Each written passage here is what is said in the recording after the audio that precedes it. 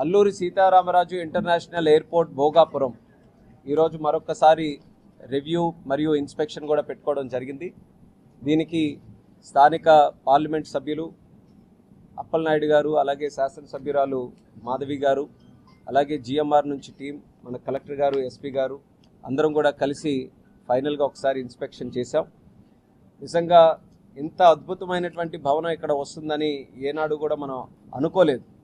గతంలో ఎయిర్పోర్ట్ వస్తుంది, ఎయిర్పోర్ట్ కూడా బ్రహ్మాండంగా నిర్మించాలనుకున్నాం, కానీ మనం ఎంత హార్డ్ వర్క్తో ఈ యొక్క ఎయిర్పోర్ట్ను మనం నిర్మించాలనుకున్నామో అందరి తాలూకా కంబైన్డ్ ఎఫర్ట్స్ వల్ల స్టేట్ గవర్నమెంట్ కానీ, సెంట్రల్ గవర్నమెంట్ కానీ, జిఎంఆర్ కానీ, ఇందులో ఇన్వాల్వ్ అయినటువంటి ప్రతి ఒక్క స్టేక్ హోల్డర్ మనసు పెట్టి మన ఉత్తరాంధ్రకి ఒక మణి కిరీటం లాగా ఈ యొక్క ఎయిర్పోర్ట్ని తయారు చేయాలనే ఆలోచనతో వాళ్ళందరి తాలూకా కాంట్రిబ్యూషన్, మన కూటమి ప్రభుత్వం తాలూకా ఎజెండా, ముఖ్యమంత్రి చంద్రబాబు నాయుడు గారు, పవన్ కళ్యాణ్ గారు, నరేంద్ర మోదీ గారు వాళ్ళందరి తాలూకా ఆశీస్సులతో బ్రహ్మాండమైనటువంటి టెర్మినల్ బిల్డింగు, ఎయిర్పోర్ట్ ఇక్కడ ఎస్టాబ్లిష్ చేస్తున్నామని గర్వంగా ఒక సివిల్ ఏవియేషన్ మినిస్టర్గా మన ప్రాంత ప్రజలకు అందరికీ తెలియజేస్తున్నాను. ఈ కూటమి ప్రభుత్వం ఏర్పడిన తర్వాత మొట్టమొదటిసారి జూలై 10, 2024 నాడు ఇక్కడికి వచ్చేసాం. అలాగే జూలై 12 నాడు ముఖ్యమంత్రి గారు కూడా ఒక 2 డేస్లో ఆ రోజు మొదటి నెలలోనే ఇక్కడికి వచ్చేసి సందర్శించి ఆ రోజు ఒక టార్గెట్ ఇచ్చారు. ఈ యొక్క ఎయిర్పోర్ట్ మనం నిర్మించడానికి డిసెంబర్ 2026 వరకు టైం ఉన్నా సరే 6 మంత్స్ అడ్వాన్స్గా ఇది కట్టాలి. ఇది చాలా ప్రెస్టీజియస్ ప్రాజెక్టు. మన ఉత్తరాంధ్రలో భవిష్యత్తులో ఎన్నో కీలకమైనటువంటి ప్రాజెక్ట్స్కి ఇక్కడ మనం ఆహ్వానం పలుకుతున్నాం, వాళ్ళందరినీ కూడా ఎస్టాబ్లిష్ చేయిస్తున్నాం. కానీ వాళ్ళందరూ కూడా ఇక్కడ రావాలి అని అంటే వాళ్ళకి గేట్వే ఈ యొక్క ఎయిర్పోర్ట్ అవుతుంది ఈ ఉత్తరాంధ్రలో. సో ఈ ప్రాజెక్టు తాలూకా పనులు మనం శరవేగంగా పూర్తి చేయాలని ఆ రోజు మీ అందరి సమక్షంలోనే ప్రెస్ మీట్ పెట్టి డిసెంబర్ తాలూకా డేట్ని జూన్ వరకు కూడా ప్రీపోన్ చేయడం జరిగింది. అది చాలా ఛాలెంజింగ్ టాస్క్. ఈరోజు నేను సివిల్ ఏవియేషన్ మినిస్టర్గా అనేక ఎయిర్పోర్ట్లు కానీ, టెర్మినల్ బిల్డింగ్స్ కానీ దేశం మొత్తం మీద నిర్మిస్తున్నాం. ఏ టెర్మినల్ బిల్డింగ్ కంప్లీట్ చేయాలన్నా సరే సమయం ముందుకు చేయాలనంటే అది చాలా ఛాలెంజింగ్ టాస్క్. కానీ చంద్రబాబు నాయుడు గారి తాలూకా ఆదేశాల మేరకు మళ్ళీ రీస్ట్రాటజైజ్ చేసుకొని ఇది ఎట్టి పరిస్థితుల్లో 2 ఇయర్స్లోనే దీన్ని కంప్లీట్ చేయాలని జిఎంఆర్ని, అలాగే మా డిపార్ట్మెంట్ వాళ్ళని అందరినీ కూడా కాన్ఫిడెన్స్లోకి తీసుకొని టైం లైన్స్ అన్నీ కూడా రీఅసెస్ చేసుకున్నాం. ఆ రోజు ఇచ్చినటువంటి మాట ప్రకారం 2 ఇయర్స్లో ఈ యొక్క ప్రాజెక్ట్ అంతటిని కూడా పూర్తి చేశామన్నది కూడా తెలియజేస్తున్నాం. అంటే ఒక ఎయిర్పోర్ట్ పూర్తయింది అని అంటే దానికి కారణం ఏంటని మీరు అందరూ అడగొచ్చు. ఎయిర్పోర్ట్ ఆపరేషనల్ లైసెన్స్ ఇవ్వాలి, ఏరోడ్రోమ్ లైసెన్స్. అది మినిస్ట్రీ ఆఫ్ సివిల్ ఏవియేషన్ నుంచి, డీజీసీఏ నుంచి ఇస్తాం. ఏ ఎయిర్పోర్ట్ అయినా కంప్లీట్ అయిన తర్వాత ఇక్కడ నుంచి ఆపరేషన్స్ చేసుకోవచ్చు అని చెప్పడానికి ఏరోడ్రోమ్ లైసెన్స్ ఇవ్వాలి. ఈరోజు శుభవార్త ఏంటంటే ఆ ఏరోడ్రోమ్ లైసెన్స్ ఈరోజే మేము కంప్లీట్ చేసి ఆ ఏరోడ్రోమ్ లైసెన్స్ తాలూకా సర్టిఫికేట్ కూడా పూర్తి చేసాం. బీకాస్ తాలూకా వెట్టింగ్, ఎవరెవరైతే దీనికి సంబంధించినటువంటి డిపార్ట్మెంట్స్ ఉన్నాయో అందరూ కూడా గత నెల రోజులుగా వెరిఫికేషన్ చేశారు, ఇన్స్పెక్షన్ చేశారు, రివ్యూలు చేశారు. అందరూ కూడా చాలా ఆనందంగా బ్రహ్మాండంగా ఎయిర్పోర్ట్ వచ్చింది, ఏ సమస్యలు కూడా లేవని ప్రతి ఒక్కరు కూడా లైసెన్సెస్ కూడా ఇవ్వడం జరిగింది. ఇక మిగిలింది మనం ఇనాగ్రేషన్ చేసుకోవాలి. దానికి కూడా మనకు ముందు నుంచే ఒక ఆలోచన ఉంది. ఇంత బ్రహ్మాండమైన ప్రాజెక్టు మనం నిర్మించుకున్నది మన దేశ ప్రధానమంత్రి నరేంద్ర మోదీ గారి చేతుల మీదుగా దీని తాలూకా ఇనాగ్రేషన్ జరగాలని మనం ముందు నుంచి కూడా ఉన్నటువంటి ఆలోచన. దానికి సంబంధించి మన ముఖ్యమంత్రి వర్యులు ఆల్రెడీ లెటర్ కూడా పిఎం గారికి రాశారు. వీలైనంత వరకు ఈ నెలలోనే చేయాలని కూడా మళ్ళీ మేము రిక్వెస్ట్ చేశాం. ఎలాగో లైసెన్స్ కూడా వచ్చింది కాబట్టి ఎక్కడ మనకి ఇబ్బంది లేదు ఆపరేషన్ స్టార్ట్ చేయడానికి. సో పిఎం గారు డేట్ ఇచ్చిన వెంటనే ఇక్కడ ఇనాగ్రేషన్ ప్రోగ్రామ్ పెట్టుకొని వన్స్ ఇనాగ్రేషన్ అయిన తర్వాత వితిన్ అ వీక్స్ టైం, ఇనాగ్రేషన్ నుంచి ఒక వీక్స్ టైం లోపలే వైజాగ్ ఇప్పుడు ప్రస్తుతం ఉన్నటువంటి ఎయిర్పోర్ట్ ఆపరేషన్స్ అన్నీ కూడా ఇక్కడ భోగాపురం ఎయిర్పోర్ట్కి మనం పూర్తిగా షిఫ్ట్ చేసి ఇక్కడ నుంచి ప్రారంభం చేయిస్తాం. అలాగే ఈరోజు మనం ఇక్కడ టెర్మినల్ గురించి కూడా మాట్లాడుకుంటే 6 మిలియన్ కెపాసిటీ, అంటే 60 లక్షలు సుమారు సంవత్సరానికి ఉండే కెపాసిటీతో ఇక్కడ టెర్మినల్ బిల్డింగ్ కట్టాం. ఈరోజు ఉండే కెపాసిటీ మనకి సుమారు 2.9 నుంచి 3 మిలియన్ వరకు ఉంది. ఇప్పుడు వైజాగ్ ఎయిర్పోర్ట్లో కరెంట్ ఉన్నటువంటి కెపాసిటీ ఆల్మోస్ట్ 3 మిలియన్ ఉంటే మనం 3ని డబుల్ చేసుకొని 6 మిలియన్ కెపాసిటీని హ్యాండిల్ చేసే విధంగా పెట్టాం. కానీ ఎంటైర్ ప్రాజెక్ట్ తాలూకా కెపాసిటీ మీరు చూసుకుంటే ఆల్ ఫేజెస్ కంప్లీట్ అయిన తర్వాత 40 మిలియన్ ప్యాసింజర్స్ వరకు, అంటే 4 కోట్ల మంది ప్యాసింజర్స్ వరకు కూడా ఇక్కడ టెర్మినల్ కెపాసిటీని మనం తయారు చేసే విధంగా మాస్టర్ ప్లాన్ కూడా ఇక్కడ ఉంది. అంటే కేవలం ఇప్పుడు కట్టిందే ఎయిర్పోర్ట్ కాదు, భవిష్యత్తులో మనకి ట్రాఫిక్ పెరిగే కొద్దీ, ప్యాసింజర్స్ పెరిగే కొద్దీ ఇంకా ఎడిషనల్ ఫేజెస్ ద్వారా టెర్మినల్ కెపాసిటీని కూడా మనం ఎన్హాన్స్ చేసుకుంటూ ఇంకా ఒక Tier 1 సిటీలో, మెట్రో సిటీలో ఉండే కెపాసిటీలో ఎయిర్పోర్ట్స్ ఎలా ఉంటాయో అది మన విజన్ కూడా. ఈ ఎయిర్పోర్ట్ ఏదైతే భోగాపురం ఎయిర్పోర్ట్ ఉందో ఇక్కడ ఈస్ట్ కోస్ట్లో ఒక ప్రధానమైనటువంటి హబ్గా తయారు చేయాలనేది చంద్రబాబు నాయుడు గారి తాలూకు ఆలోచన. ఒక పక్కంగా లాజిస్టిక్స్ హబ్గా ఏపీ తయారవుతుంది, అందులో ముఖ్యంగా ఎయిర్ ఆపరేషన్స్కి కూడా ఒక హబ్స్ తయారు చేయాలని ఎన్నో కార్యక్రమాలు చేస్తున్నాం. అందులో ఒక ప్రధానమైన హబ్గా భోగాపురం ఎయిర్పోర్ట్ని ఒక విజన్తో మనం ముందుకు నడిపిస్తున్నాం. సో భవిష్యత్తులో ట్రాఫిక్ కూడా ఇక్కడ పెరుగుతుంది. వైజాగ్లో మీరు చూశారు, ఇప్పటికే ఒక గ్లోబల్ డెస్టినేషన్గా చంద్రబాబు నాయుడు గారు కూటమి ప్రభుత్వం తాలూకా కృషితో గూగుల్ లాంటి సంస్థ ఈరోజు అమెరికాని వదిలి ఇంకో ఇన్వెస్ట్మెంట్ బయట పెడుతుందనంటే మన ఉత్తరాంధ్ర, మన విశాఖపట్నం, మన ఏరియాలో మనకు పెడుతున్నారు. భోగాపురంకి అత్యంత సమీపంలోనే ఆ ఇన్వెస్ట్మెంట్ కూడా వస్తుంది. ఈరోజు భోగాపురం చుట్టూనే ఇక్కడ రియల్ ఎస్టేట్ కానీ, లేకపోతే కొత్త ఐటీ సెక్టర్ కానీ, లేకపోతే ఎకనామిక్ యాక్టివిటీ కానీ మోస్ట్లీ అందరూ కూడా భోగాపురం అరౌండే ప్రిఫర్ చేస్తున్నారు. సో భవిష్యత్తులో చాలా డెవలప్ అయ్యే కొద్దీ కెపాసిటీ పెరుగుతుంది, ప్యాసింజర్స్ తాలూకా ఇన్ఫ్లో కూడా పెరుగుతుంది. కాబట్టి పూర్తి శాతం మనం ఫినిష్ చేసుకుంటే 40 మిలియన్ ప్యాసింజర్స్ వరకు భోగాపురంని కంప్లీట్గా మనం ఎక్స్టెండ్ కూడా చేయొచ్చు. సుమారు 78,000 స్క్వేర్ మీటర్స్తో ఇక్కడ టెర్మినల్ బిల్డింగ్ని మనం ఎస్టాబ్లిష్ చేసాం. ఫైనల్ ఇన్స్పెక్షన్ ఇప్పుడు కూడా చేసినప్పుడు స్టార్టింగ్ పాయింట్ నుంచి మళ్ళీ అలాగే బోర్డింగ్ గేట్స్ వరకు ప్రతి ఒక్క స్టెప్లో కూడా ప్రాసెస్ ఎలా నడుస్తుంది, ఏ ఫీచర్స్ పెట్టారు, ఎంతవరకు వర్క్ కంప్లీట్ చేశారని అన్నీ కూడా మేము చాలా డీటెయిల్గా అన్నీ కూడా చెక్ కూడా చేయడం జరిగింది. చాలా పద్ధతిగా ప్రతి ఒక్క కార్యక్రమాన్ని కూడా ఏది విడిచిపెట్టకుండా, ఎక్కడా లోటుపాట్లు లేకుండా ప్రతిది కూడా ఈరోజు ఫుల్ ఫ్లెజ్డ్గా కంప్లీట్ చేశారంటే ఇమీడియట్గా కూడా మనం ఆపరేషన్ స్టార్ట్ చేయడానికి ఎక్కడ ఎటువంటి ప్రాబ్లమ్స్ లేకుండా ఉన్నట్టుగానే మొత్తం వర్క్ అంతా కూడా కంప్లీట్ అయ్యింది. అలాగే టెర్మినల్ లోపల కూడా, టెర్మినల్ ఇట్ సెల్ఫ్ ఒక ఇన్స్పైరింగ్ డిజైన్. ఫ్లయింగ్ ఫిష్ ఏదైతే మనకి విశాఖపట్నం, మన ఉత్తరాంధ్ర ప్రాంతంలో, తీర ప్రాంతంలో, సముద్రంలో ఫ్లయింగ్ ఫిష్ అనేది ఇక్కడ వెరైటీ, అది ఇక్కడ ఎక్కువగా కనబడేటటువంటి ఫిష్ వెరైటీ. దాన్ని ఇన్స్పిరేషన్గా తీసుకొని ఒక టెర్మినల్ బిల్డింగ్ తాలూకా డిజైన్ని తయారు చేసి ఈరోజు ఈ డిజైన్ని మనం తీసుకొని వచ్చాం. ఈ డిజైన్ కూడా కేవలం మనం ఇక్కడ లోకల్ కాన్సెప్ట్ తీసుకున్నామనే కాదు, కానీ అక్రాస్ ద కంట్రీ ఎవరు డిజైన్ని చూసినా సరే అప్రిషియేట్ చేస్తున్నారు. One of the best airport డిజైన్గా ఈరోజు ఇక్కడ భోగాపురం ఎయిర్పోర్ట్ డిజైన్ ఉందనేది అందరూ కూడా అప్రిషియేట్ చేస్తున్నారని అంటే చాలా ఆస్పైరింగ్గా ఇక్కడ డిజైన్ని కూడా మనం ఎస్టాబ్లిష్ చేసాం. ఎక్స్టీరియర్ డిజైన్తో పాటు ఇంటీరియర్స్ కూడా మనం కాన్సన్ట్రేట్ చేసి మన ఉత్తరాంధ్ర ప్రాంతంలో ఉన్నటువంటి కళలు కానీ, మన చరిత్ర కానీ, మన సంస్కృతి కానీ, లేకపోతే ఇక్కడ నడవడిక కానీ, సివిలైజేషనల్ కల్చర్ కానీ, వీటన్నిటిని కూడా టెర్మినల్ బిల్డింగ్ లోపల కూడా మనం దాన్ని ఇంక్లూడ్ చేయడం జరిగింది. ఇక్కడ విజయనగరం, విశాఖపట్నం, శ్రీకాకుళం ఈ 3 ఏరియాల తాలూకా, 3 జిల్లాలు, ఉమ్మడి జిల్లాల తాలూకా కల్చర్ని చాలా చక్కగా డిఫరెంట్ ఆర్ట్ ఫామ్స్లో, పెయింటింగ్స్లో, స్కల్ప్చర్స్లో, లేకపోతే డిజిటల్ స్క్రీన్స్ ద్వారా వీటన్నిటిని కూడా చాలా చక్కగా ఎస్టాబ్లిష్ చేశారు. అలాగే మీడియాకు కూడా ఒక ప్రత్యేకంగా ఒక ఈ విజువల్ మీరందరికీ కూడా విజిట్ చేయడానికి కూడా వేరేగా ఒక కార్యక్రమం కూడా ఏర్పాటు చేస్తున్నారు. సో మీరు కూడా ప్రత్యక్షంగా చూడొచ్చు అవన్నీ కూడా.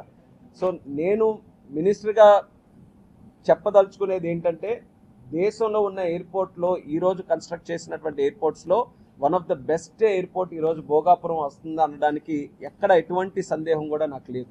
నేను 3 days బ్యాకే ఆనరబుల్ ప్రైమ్ మినిస్టర్ గారితో రాజస్థాన్లో జోధ్పూర్లో కూడా ఒక టెర్మినల్ ఓపెన్ చేశాం. ఆ టెర్మినల్ డిజైన్ ఓపెన్ చేసిన తర్వాత కూడా చాలా వైరల్ అయింది, సోషల్ మీడియాలో కూడా చాలా అప్రిసియేషన్ మాకు దక్కింది. అంటే ఇండియాలో కూడా ఈరోజు ఎయిర్పోర్ట్స్ అనేవి, టెర్మినల్ బిల్డింగ్స్ అనేవి చాలా ఎస్పైరింగ్గా క్రియేట్ చేస్తున్నాం. అంటే లోకల్స్ అందరూ కూడా చాలా కనెక్ట్ అయ్యే విధంగా, లోకల్స్ కూడా ప్రైడ్ ఫీల్ అయ్యే విధంగా, అంటే మా ఎయిర్పోర్ట్ చూడండి ఎంత బ్రహ్మాండంగా ఉంది, మా కల్చర్ ఎలా ఇంక్లూడ్ అయ్యింది. సో చాలా ఎస్పైరింగ్గా ప్రతి ఒక్క దగ్గర చేస్తున్నాం.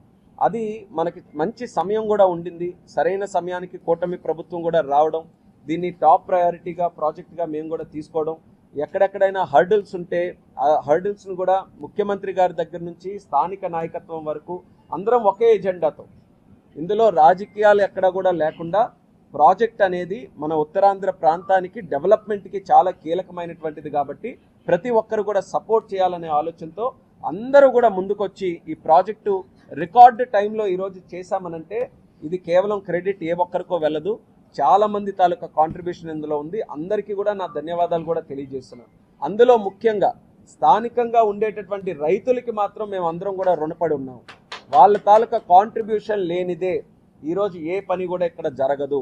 అలాంటిది వాళ్ళకి కొన్ని సమస్యలు ఉన్నప్పటికీ కూడా ఈ కూటమి ప్రభుత్వం నాయకత్వం మీద నమ్మకంతో ఏ సమస్య ఉన్నా సరే ధైర్యంగా గౌరవంగా ఆ సమస్యని పెద్దల మధ్యలో తీసుకొని వచ్చి దాన్ని ఎలా పరిష్కరించుకుంటాం అనే స్థాయిలోనే ప్రతి ఒక్కరు కూడా డిస్కస్ చేశారు. కానీ ఎక్కడ కూడా దాన్ని నెగిటివ్ వేలో ఎవరు కూడా ప్రాజెక్ట్కి ఇబ్బంది పెట్టాలనే ఆలోచన ఎవరికి కూడా రాలేదు. అంటే ఒక రకంగా వాళ్ళందరూ కూడా ఈ ప్రాజెక్టుని ఎంత సీరియస్గా తీసుకొని దానికి సపోర్ట్ చేశారో మనకు కూడా తెలుస్తుంది. ఎందుకంటే సాధారణంగా అన్ని రిసోర్సెస్ ఉన్నా సరే కొంత ప్రజల తాలూకా సహకారం లేకపోతే ప్రాజెక్ట్స్ ముందుకు నడవు.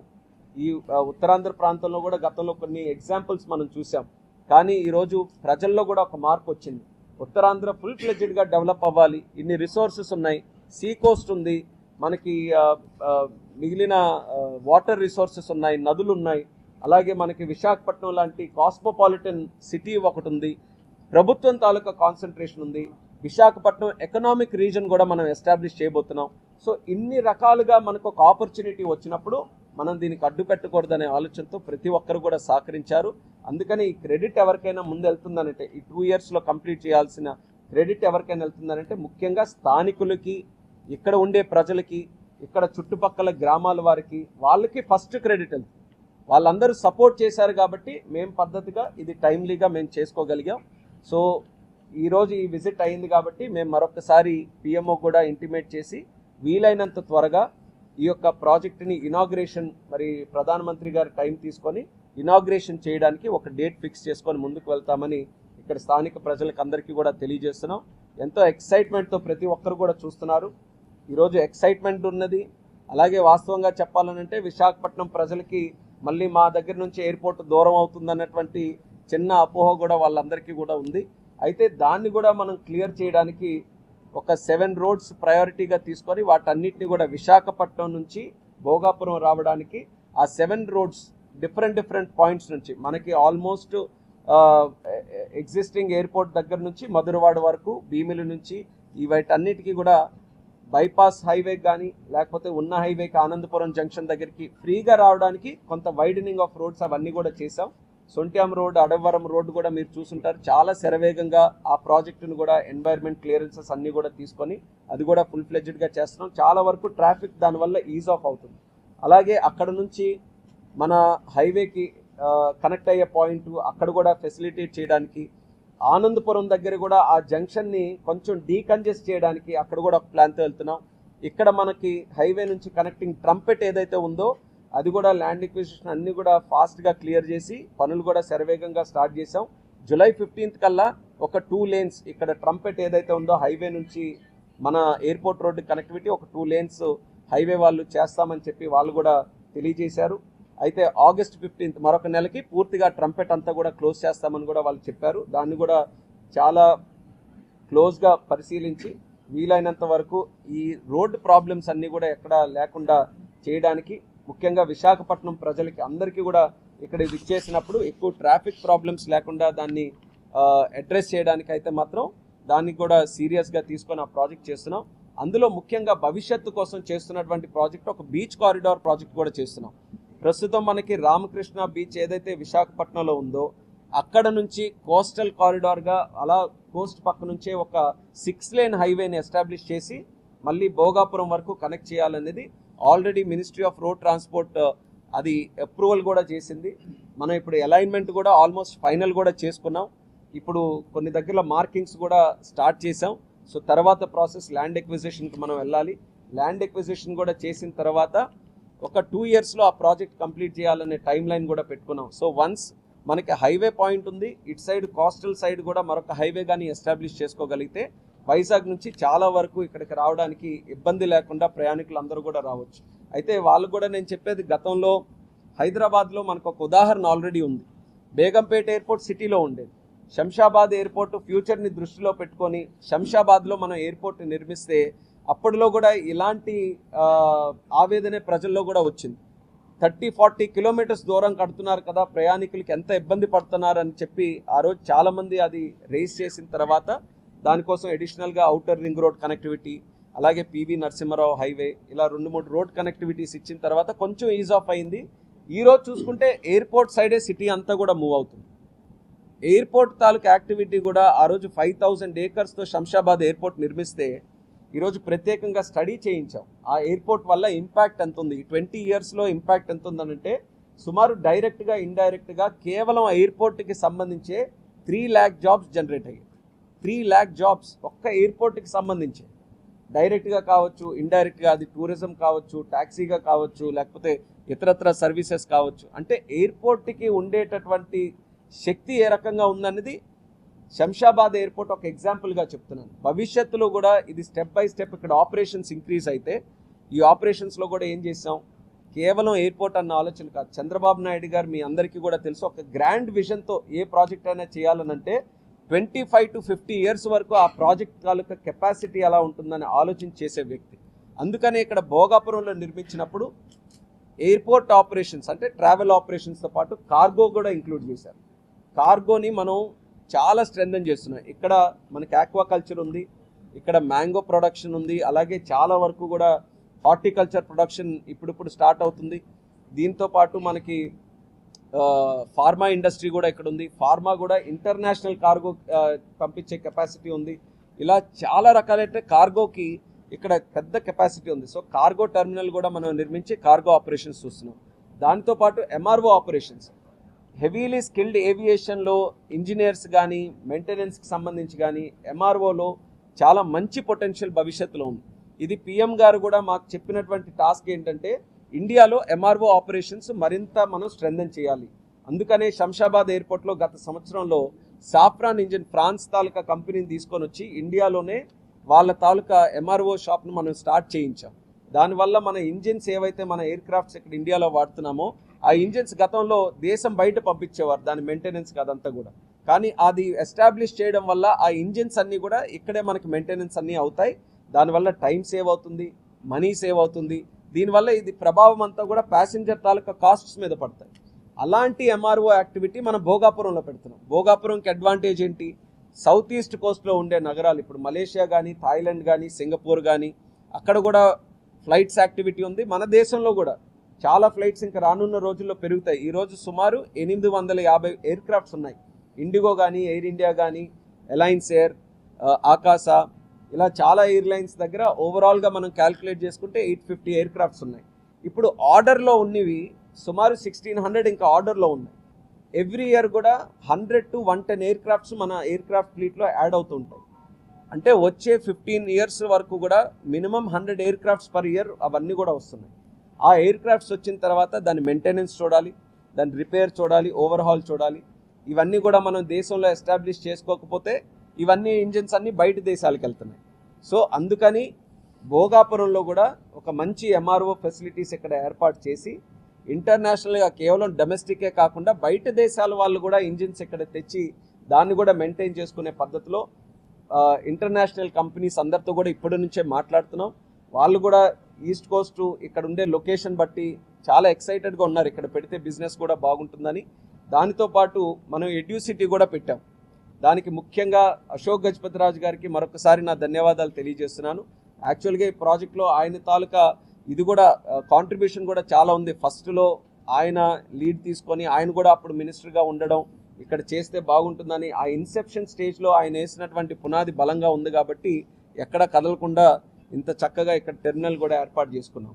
అయితే అంతటితోనే ఆగిపోకుండా ఆయన సొంతంగా వాళ్ళ ట్రస్ట్ నుంచి సుమారు 130 ఏకర్స్ ఫ్రీ ఆఫ్ కాస్ట్ ఎడ్యూసిటీకి, అంటే మన ఉండే లొకేషన్ బట్టి చాలా ఎక్సైటెడ్గా ఉన్నారు, ఇక్కడ పెడితే బిజినెస్ కూడా బాగుంటుందని. దానితో పాటు మనం ఎడ్యూసిటీ కూడా పెట్టాం. దానికి ముఖ్యంగా అశోక్ గజపతిరాజు గారికి మరొకసారి నా ధన్యవాదాలు తెలియజేస్తున్నాను. యాక్చువల్గా ఈ ప్రాజెక్ట్లో ఆయన తాలూకా ఇది కూడా కాంట్రిబ్యూషన్ కూడా చాలా ఉంది. ఫస్ట్లో ఆయన లీడ్ తీసుకొని ఆయన కూడా అప్పుడు మినిస్టర్గా ఉండడం, ఇక్కడ చేస్తే బాగుంటుందని ఆ ఇన్సెప్షన్ స్టేజ్లో ఆయన వేసినటువంటి పునాది బలంగా ఉంది కాబట్టి ఎక్కడ కదలకుండా ఇంత చక్కగా ఇక్కడ టెర్మినల్ కూడా ఏర్పాటు చేసుకున్నాం.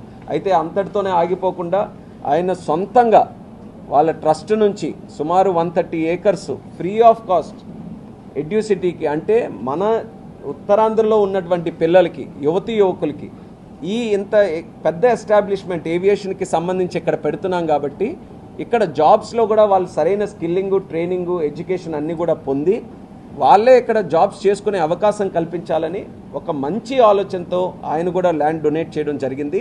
దాంట్లో ఆల్రెడీ యూకే నుంచి, ఆస్ట్రేలియా నుంచి 2 యూనివర్సిటీలు ఫైనల్ చేశాం. అలాగే యుఎస్లో కూడా ఒక టాప్ 2 యూనివర్సిటీస్ ఉన్నాయి. వాళ్ళతో కూడా ఎంగేజ్ అయ్యి వాళ్ళని కూడా ఎడ్యూసిటీకి తీసుకొని రావాలని ప్రయత్నం చేస్తున్నాం. దానితో పాటు మా మినిస్ట్రీ నుంచి airports authority of India, because, అలాగే డీజీసీఏ ఇలాంటి సంస్థలు ఉన్నాయి. వాళ్ళు కూడా ట్రైనింగ్ కెపాసిటీని ఇక్కడ ఎస్టాబ్లిష్ చేయడానికి ఆల్రెడీ డిస్కషన్స్ కూడా స్టార్ట్ చేసి వాళ్ళ యాక్టివిటీ స్టార్ట్ చేస్తున్నాం. అంటే ఎడ్యూసిటీ కూడా మీకు ప్యారలల్గా కొంత ట్రైనింగ్, స్కిల్లింగ్ యాక్టివిటీ అక్కడ కూడా స్టార్ట్ అవుతుంది. దాని అడ్వాంటేజ్ అంతా కూడా మళ్ళీ మన పిల్లలకి, ఇక్కడ స్థానికంగా ఉన్నటువంటి యువతి యువకులకే దక్కుతుంది. కాబట్టి చంద్రబాబు నాయుడు గారి తాలూకు ఆలోచన ఏంటంటే ఈ భోగాపురం ఎయిర్పోర్టు ఇంటర్నేషనల్ లెవెల్లో ఏవియేషన్కి ఒక హబ్గా తయారు చేయాలని, దానికి ట్రావెల్తో పాటు స్కిల్లింగ్లో, ట్రైనింగ్లో దాంట్లో కూడా ఒక హబ్గా తయారు చేయాలని ఇప్పటి వరకు మా విజన్ కానీ, మా ప్లానింగ్ కానీ అన్నీ దానికి అనుగుణంగానే మేము చేసాం. చాలా సక్సెస్ఫుల్గా ఈ 2 ఇయర్స్లో ఈ ప్రాజెక్ట్ ఎంతవరకు కూడా తీసుకొని వచ్చాం.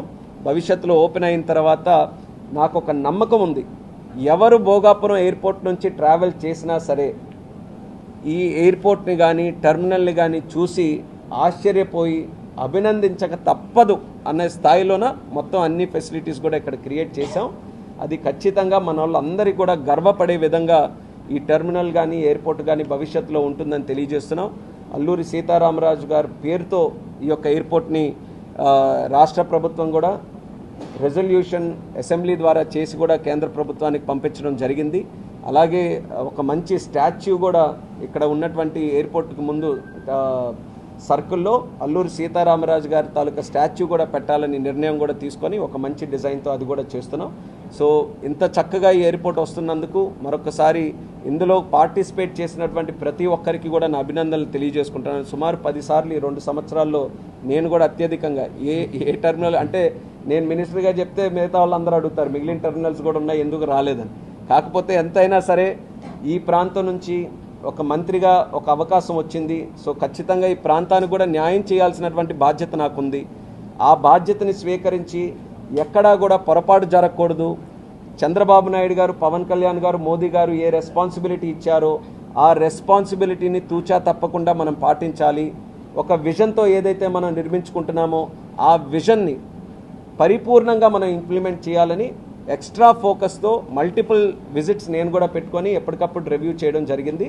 అలాగే దానికి సహకరిస్తూ జిఎంఆర్ వారు, ఎల్ఎన్టీ ప్రైమ్ కన్స్ట్రక్షన్ టేకప్ చేసిన వారు, వాళ్ళందరూ కూడా అలైన్ అయ్యి ఇది ఒక ప్రెస్టీజియస్ ప్రాజెక్ట్గా తీసుకొని ఈరోజు 2 ఇయర్స్, అంటే July 10th నేను చెప్పాను ఫస్ట్ డేట్, ఈరోజు July 7th ఉన్నాం. అంటే 2 ఇయర్స్ కన్నా ముందే కంప్లీట్ చేసాం. లైసెన్స్ కూడా నా తాలూకు బాధ్యత ఏంటంటే కేంద్ర ప్రభుత్వం మా డిపార్ట్మెంట్ నుంచి మేము ఏరోడ్రమ్ లైసెన్స్ ఇవ్వాలి.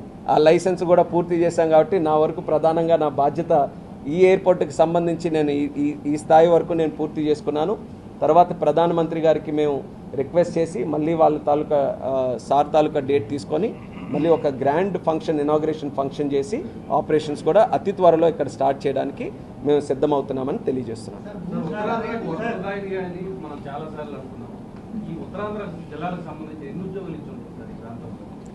ఇప్పుడు సుమారుగా నాకు ఎగ్జాక్ట్గా లెక్కలేదు కానీ కొన్ని ఇంపార్టెంట్ ప్రయారిటీ ప్రాజెక్ట్స్ మనం చూసుకుంటే ఏఎంఎన్ఎస్ మన Arcelor Mittal largest steel plant, private steel plant మన ఉత్తరాంధ్ర ప్రాంతంలో మనం పెట్టాం. ప్రధానమంత్రి గారు మొట్టమొదటిసారి విశాఖపట్నం వచ్చినప్పుడు బల్క్ డ్రగ్ పార్క్ నోడ్ అది కూడా మనం విశాఖపట్నంలో తీసుకొని వచ్చాం. అనకాపల్లిలో ఎన్టీపీసీ తాలూకా గ్రీన్ ఎనర్జీ ప్లాంట్ని మనం తీసుకొని వచ్చాం. అలాగే గూగుల్ తాలూకా సంస్థ ఇన్వెస్ట్మెంట్ మనం తీసుకొని వచ్చాం. మరీ ముఖ్యంగా మన టీసీఎస్ కానీ, కాగ్నిజెంట్ కానీ, ఐటీ కంపెనీస్ వాళ్ళకు కూడా ఇక్కడ ఎస్టాబ్లిష్ చేయడానికి ల్యాండ్ అంతా కూడా కేటాయించి ఆ కార్యక్రమాలు కూడా ముందుకు చేస్తున్నాం. మూలపేటలో మా పోర్టు ఏదైతే శ్రీకాకుళం జిల్లాకు ఉందో అది కూడా శరవేగంగా మనం పూర్తి చేస్తున్నాం. రైల్వే జోన్ ఎప్పటి నుంచో కళ, అది పూర్తి అవుతుందని చాలామందికి మేము కష్టపడుతున్నాం చేస్తున్నామని అంటే నమ్మే పరిస్థితి లేనటువంటిది. అలాంటిది రైల్వే జోన్ కూడా మన కళ్ళ ముందే మొన్న జూన్ 1వ తేదీన అది కూడా స్టార్ట్ చేసాం. ఈ అన్ని ప్రాజెక్ట్స్ కొన్ని కన్స్ట్రక్షన్ ఫేజ్లో ఉన్నప్పటికీ కూడా కన్స్ట్రక్షన్ ద్వారా కూడా కొన్ని ఎంప్లాయ్మెంట్ జనరేట్ అవుతున్నాయి. కొన్ని పూర్తయినటువంటివి ఆటోమేటిక్గా దానికి సంబంధించినటువంటి ఎంప్లాయ్మెంట్ జనరేట్ అయినా ఒక యాక్టివిటీ ఇన్ని కోట్ల పెట్టుబడులు ఇక్కడ పెడుతున్నప్పుడు దాని తాలూకు అడ్వాంటేజ్ స్థానికులకి రకరకాలుగా అది వస్తుంది. అలాగే రైల్వే జోన్ వచ్చిన తర్వాత దాని ద్వారా చాలా ఎంప్లాయ్మెంట్ జనరేట్ అయింది. చాలామంది మిగిలిన జోన్స్ నుంచి కూడా మన జోన్కి ఎక్స్ట్రా పోస్ట్ క్రియేట్ అవ్వడం వల్ల వాళ్ళందరూ కూడా ఇక్కడికి వచ్చేసి వాళ్ళందరూ కూడా పనిచేస్తున్నారు. ఈరోజు ఎయిర్పోర్ట్ తాలూకు దీంట్లో ఎయిర్పోర్ట్కి సంబంధించి ఎన్ని జాబ్స్ మీరు చెప్పాలి ఒకసారి. ఇప్పుడు ఇమీడియట్ 500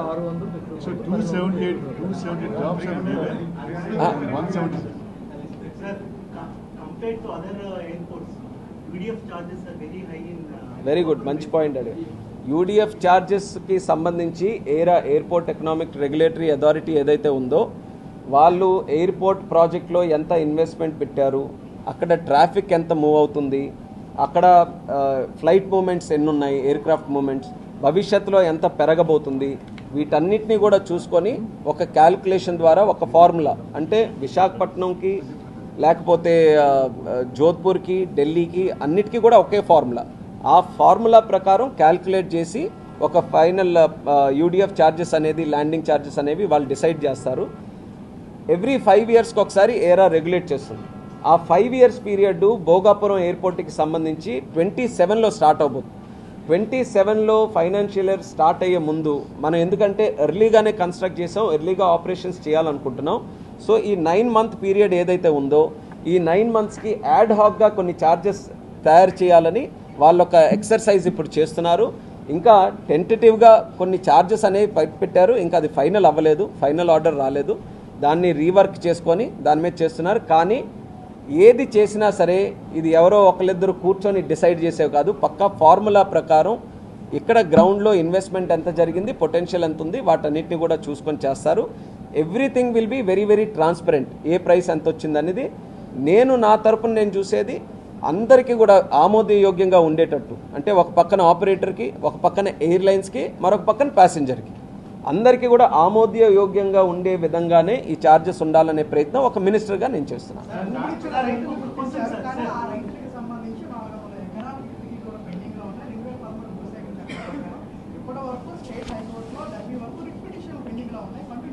ఓకే, ఇప్పుడు గతంలో కూడా ఈ ఇష్యూ వచ్చింది. ఈ ఇష్యూ వచ్చినప్పుడు కలెక్టర్ గారికి కూడా ఒక నోడల్గా పెట్టి అందరికీ కూడా పిలిపించి అందరితో కూడా చర్చించి ఎవరి డాక్యుమెంటేషన్ ఎలా ఉంది, ఎవరికి ఏం న్యాయం చేయాలనేది ఒక ప్రాసెస్ స్టార్ట్ చేయమని చెప్పి ఫస్ట్ నుంచి కూడా చాలా పద్ధతిగా చేయాలనే ఆలోచనతో చేశాం. అయితే కోర్ట్ కేసుల కోసం జడ్జిని కూడా అపాయింట్ చేసి మనం ప్రత్యేకంగా వాళ్ళకి లీగల్ సపోర్ట్ కూడా చేసి అన్నీ కూడా క్లియర్ చేయాలి. అంటే ఇద్దరు ఓకే అయినా కోర్టులో కేసెస్ ఉంటే అక్కడ నుంచి కూడా మనకి రిలీఫ్ ఉండాలి. కాబట్టి అందరికీ కూడా సపోర్ట్ చేసే విధంగానే అందరి తాలూకా ఫీడ్బ్యాక్ తీసుకొని ఆ కార్యక్రమం చేస్తున్నాం. అందరికీ న్యాయం జరిగేంత వరకు ఆ ప్రాసెస్ కంటిన్యూ అవుతుంది. ఎయిర్పోర్ట్ స్టార్ట్ అవడం వల్ల వాళ్ళని పక్కన పెడతామని లేదు, మళ్ళీ చెప్తున్నాను, ఆ ప్రాసెస్ కంటిన్యూగా వాళ్ళకి న్యాయం జరిగేంత వరకు కూడా కంటిన్యూ చేసి ప్రతి ఒక్క వ్యక్తి ఎవరైతే భూమి ఇచ్చారని చెప్తున్నారో వాళ్ళందరికీ కూడా న్యాయం చేస్తాం.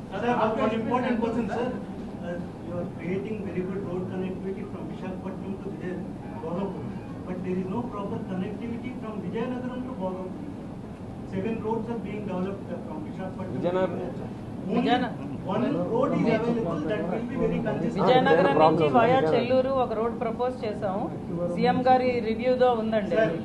అది directly connects to trumpet. Actually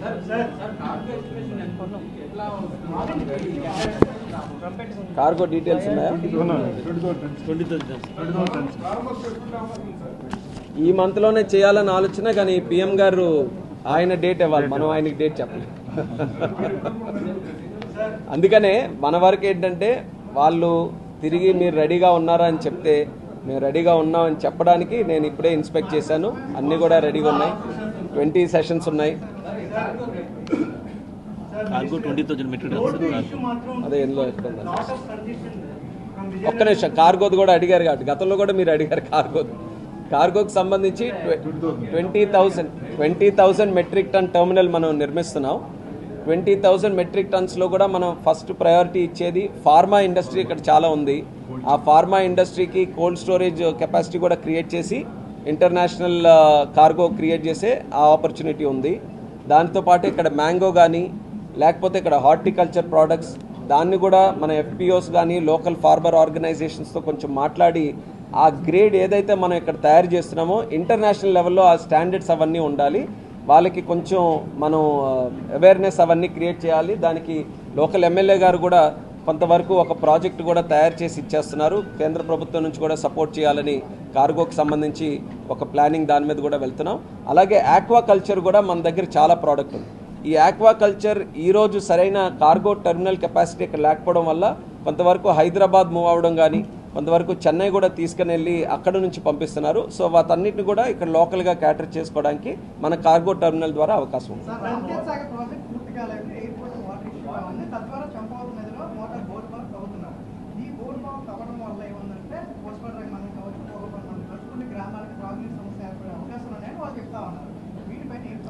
టీఆర్టీఎస్ project కూడా టాప్ ప్రయారిటీగా ఇది ఆ జూలై 10th విజిట్ ఏదైతే సీఎం గారు వచ్చారో ఆ రోజే మనం డిస్కస్ చేసాం. అప్పటి నుంచి కూడా సీఎం గారు దీన్ని చాలా పాజిటివ్గా ఉండి ఇది ఎట్టి పరిస్థితుల్లో ఎయిర్పోర్ట్కి ప్యారలల్గానే టీఆర్టీఎస్ ప్రాజెక్ట్ కూడా కంప్లీట్ చేయాలని ఆయన సైడ్ నుంచి ఫుల్ సపోర్ట్ దీనికి అందించడం కూడా జరిగింది. గ్రాస్ రూట్లో దీన్ని ఇంప్లిమెంట్ చేయడానికి ఇంకా కొంచెం పీడిఎఫ్ తాలూకు ఫండ్ కూడా అవసరం అని చెప్పి ఇప్పుడే ఎమ్మెల్యే గారితో కూడా మాట్లాడితే దాన్ని హైలైట్ చేశారు. సో ఏదైతే వర్క్ జరగడానికి మనకు ఫండ్స్ ఉన్నా సరే పీడిఎఫ్ అక్కడ కొంతమంది లోకల్గా ఉండే వ్యక్తులకి కూడా కొంత అమౌంట్ వెళ్లాల్సిన అవసరం ఉంది. వాళ్ళు సపోర్ట్ చేయాలనంటే ఆ అమౌంట్ కూడా దానికి కేటాయించాలి. దాన్ని కూడా స్పీడప్ చేసి టీఆర్టీఎస్ను కూడా టాప్ ప్రయారిటీగానే తీసుకుంటున్నాం. దాంతోపాటు నేను గతంలో మాన్సూన్లో ఒకసారి రివ్యూ చేసినప్పుడు వాటర్ డ్రైన్ తాలూకు సమస్య కూడా ఇక్కడ ఉండింది. ఆ రోజు మనం అబ్జర్వ్ చేసింది ఇక్కడ మిడిల్లో ఎయిర్పోర్ట్ మనం పెట్టడం వల్ల కొంత లో లయింగ్ ఏరియాస్ ఏవైతే విలేజెస్ ఉన్నాయో ఇక్కడ నుంచి వాటర్ డ్రైన్ వెళ్ళి ఆ విలేజెస్ అన్నీ కూడా ముంచేస్తున్నాయి.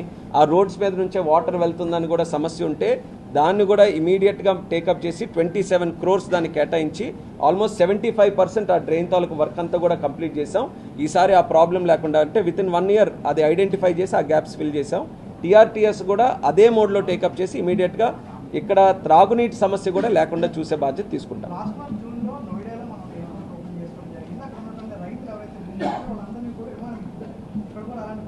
ఎస్ ఖచ్చితంగా చేయిద్దాంలేండి. మంచి ఆలోచన చెప్పారు.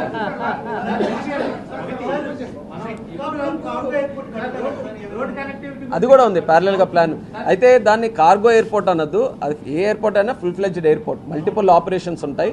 అక్కడ కూడా ఫ్లయింగ్ ట్రైనింగ్ ఆర్గనైజేషన్స్ పెట్టి మల్టిపుల్ యాక్టివిటీస్ చేయాలని. ఎందుకనంటే ఫ్యూచర్లో ఎయిర్పోర్ట్స్ తాలూకు డిమాండ్ ఖచ్చితంగా పెరుగుతుంది. నేను ఎయిర్ క్రాఫ్ట్స్ గురించి చెప్పాను. ఇన్ని ఎయిర్ క్రాఫ్ట్స్ మన దేశంలో ఉంటే వాళ్ళకి ఖచ్చితంగా పార్క్ చేసుకోవడానికి ప్లేస్ ఉండాలి. వాళ్ళకు కూడా ఎంఆర్ఓ చేసుకోవడానికి ప్లేస్ ఉండాలి. రేపు భవిష్యత్తులో వస్తున్నటువంటి కొన్ని ఇండస్ట్రీస్ కానీ కొన్ని ఎకనామిక్ ఐడియాస్ కానీ ఎయిర్పోర్ట్తోని కలిసి ఆ ప్లానింగ్ అంతా కూడా జరుగుతుంది. కాబట్టి ఎయిర్పోర్ట్స్ తాలూకు డిమాండ్ ఉంది. ఉడాన్ స్కీమ్ కూడా మేము మొన్ననే ప్రధానమంత్రి గారి చేతుల మీదుగా ఇనాగ్రేషన్ చేశాం. 30,000 crore ప్రాజెక్ట్ అది నెక్స్ట్ 10 yearsలో. అందులో 100 ఎయిర్పోర్ట్స్ నెక్స్ట్ 10 yearsలో కట్టాలనేది ఒక ప్లాన్ ఉంది. సో ఎయిర్పోర్ట్స్ తాలూకు డిమాండ్ కూడా కంటిన్యూస్గా పెరుగుతుంది. అందులోనే భాగంగా మన రాష్ట్రంలో కూడా కొన్ని డెవలప్ చేస్తాం.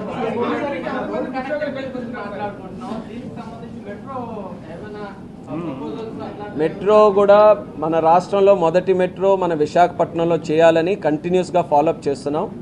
అయితే మెట్రో కొంత ఆలస్యం అవడానికి కారణం ఏంటంటే మనం స్టేట్ నుంచి పంపిన ప్రపోజల్లో డబుల్ డెక్కర్ చేయాలనేది స్టేట్ తాలూకు ఆలోచన. కేంద్రం మెట్రో పెడుతున్నాం కాబట్టి రోడ్ సీజ్ ఆఫ్ అవుతాయి. సో సింగిల్ లేన్లోనే పైన మెట్రో కింద రోడ్డు ఉండే విధంగా చేద్దామని వాళ్ళు ఇచ్చేశారు. అయితే ఈ రెండు ఐడియాస్ కూడా కలిసినప్పుడు మళ్ళీ రీసర్వే చేద్దామని చెప్పి మళ్ళీ రైట్స్కి అప్పచెప్పి సర్వే కూడా చేయించాం. సర్వే రిపోర్ట్ కూడా పూర్తయింది. సర్వే రిపోర్టు ఇప్పుడు మినిస్ట్రీ ఆఫ్ అర్బన్ అఫైర్స్లో పరిశీలనలో ఉంది.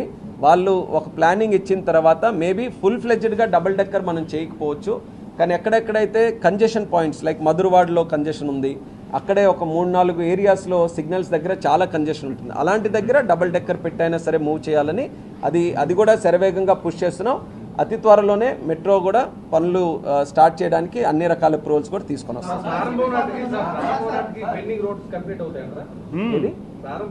యా ఖచ్చితంగా ఈ 7 రోడ్స్ అయితే టాప్ ప్రయారిటీగా అదే డేట్ పెట్టుకున్నాం. ఎయిర్పోర్ట్ ఆపరేషన్ స్టార్ట్ అయినప్పటికే ఆ 7 రోడ్లు ఏదైతే విశాఖపట్నం నుంచి కనెక్టివిటీ ఉన్నాయో అన్ని కూడా పూర్తి చేయాలి.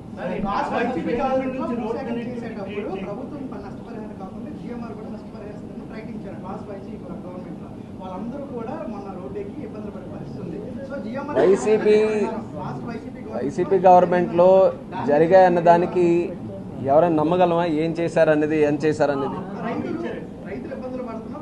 రైతులతో ఏదైనా మాట్లాడాలంటే డెఫినెట్గా మాట్లాడగలం, కానీ వైసీపీ గవర్నమెంట్ ఏదైనా చేసింది అనడానికి కంటిన్యూ చేయాలనంటే వాళ్ళకి ఎందుకు ఓడిచ్చారు? అప్పుడు వాళ్ళు అంత చక్కగా నేటి చేశారనంటే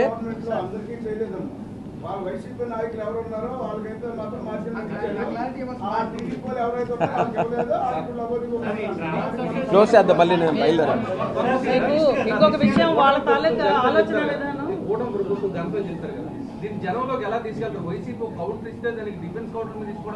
మేము తీసుకెళ్ళడం కాదండి. లాస్ట్ 2 years నుంచి ఇది డిసెంబర్లో అవ్వాలనంటే కష్టపడి ఒక పక్కన మా డిపార్ట్మెంట్ నుంచి, ఒక పక్కన కాంట్రాక్టర్కి, ఒక పక్కన స్టేట్ గవర్నమెంట్కి కన్సల్టేషన్స్ పెట్టుకొని ఫీల్డ్ విజిట్స్ చేసి ఫాస్ట్గా చేయాలని, లోకల్ ఇష్యూస్ ఏమైనా ఉంటే అన్నీ కూడా కోఆర్డినేట్ చేసుకొని నిధులు దీనికి సమకూర్చి అన్నీ కూడా చేశాం.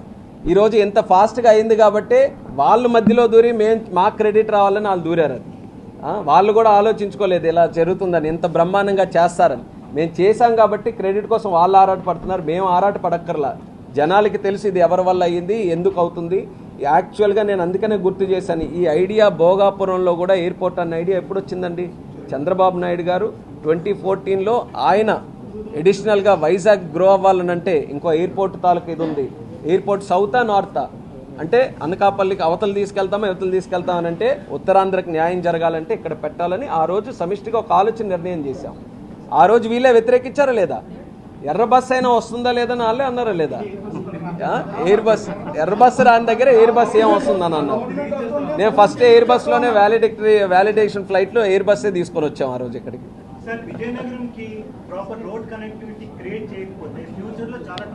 వీళ్ళు ఎక్స్ప్లోర్ దట్ అండి.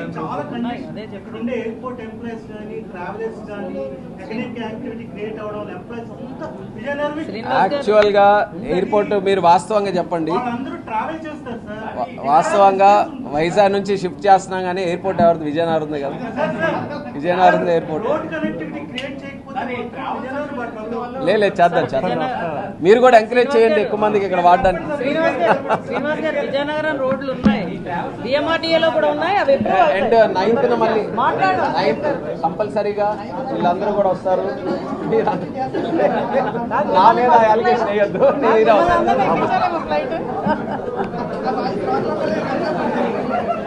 మాకు గుర్తు చేసాలి చేద్దాం.